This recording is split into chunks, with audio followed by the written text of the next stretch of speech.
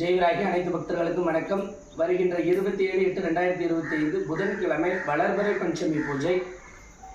அம்மாவினுடைய மூல மந்திரம் பக்தர்களை காக்கும் வகையில் அம்மாவுக்காக பச்சை மூலிகைகளை கொண்டு யாக வேள்விகள் நடக்கப்படுது. அம்மாவினுடைய இரவு ஆராதனை எண்ணிலடங்காத அருளை நமக்கு கொடுப்பது. அதாவது நம்ம நினைக்கின்ற காரியத்திற்கு நல்வழிப்படுத்துதல் தான் இந்த ஆராதனை.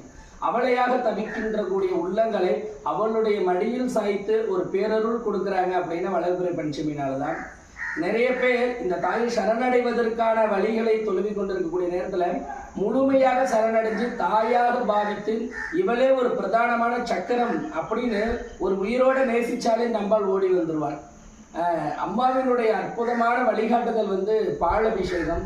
ஒரு செயல் செய்வதற்கு முன்பால் இந்த தாய்க்கு பாலபிஷேகம் செஞ்சுட்டு அந்த செயலை நம்ம செய்யும் பொழுது அது எந்த விதமான தடையும் இல்லாமல் ஒரு முழு நிலையை பெறும் சொன்னதான் இந்த தாயினுடைய வாக்கு.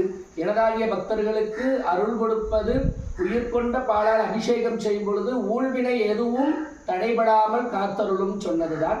அதனால அம்மாவினுடைய அற்புதமான ஆராதனையில் எல்லாரும் கலந்துக்குங்க. ஜெயவராகி.